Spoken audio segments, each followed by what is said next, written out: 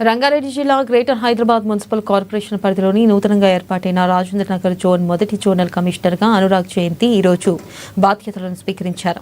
ముందుగా జోనల్ కార్యాలయానికి చేరుకున్న అనురాగ్ జయంతికి వేద పండితులు పూర్ణకుంభంతో ఘన స్వాగతం పలికారు.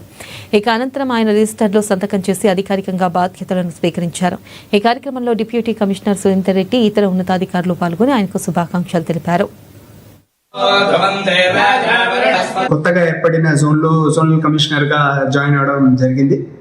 ఇది జిహెచ్ఎంసి విస్తరించి 300 వార్డులు నోటిఫై అవడం, దాంతోపాటు 60 సర్కిళ్ళు 12 జోన్లు ఏర్పాటైన తర్వాత ఎస్టాబ్లిష్ అయిన దాని కింద మేము బాధ్యతలు, నేను అలాగే ఇతర జోనల్ కమిషనర్స్ కూడా బాధ్యతలు స్వీకరించడం జరిగింది. దీని ద్వారా మొత్తం అడ్మినిస్ట్రేషన్ ఒక జోనల్ లెవెల్లో కావచ్చు, సర్కిల్ లెవెల్లో కావచ్చు, వివిధ విభాగాలు కావచ్చు, లైక్ ఇంజనీరింగ్ కావచ్చు, టౌన్ ప్లానింగ్, మొత్తం అడ్మినిస్ట్రేషన్ ఇప్పుడు ఏర్పడబోతుంది.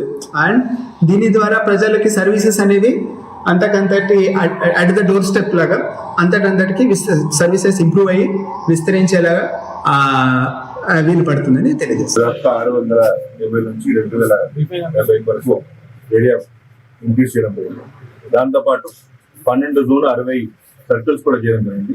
ఈ రోజు 12 జోనల్ కమిషనర్స్ కూడా అన్ని చోట్ల వెళ్ళి వారు నూతనంగా చార్జ్ తీసుకోవడం జరుగుతుంది. అక్కడ పండుగ వాతావరణం చేయడం జరుగుతుంది, పూర్తి అరేంజ్మెంట్స్ చేయడం జరుగుతుంది. ఈసారి ఇక్కడ రాజేంద్ర నగర్ లో అనురాగ్ గారు చార్జ్ చేసుకున్నారు. అదేవిధంగా ఈ రోజు రాజేంద్ర శంషాబాద్, గోల్కొండ,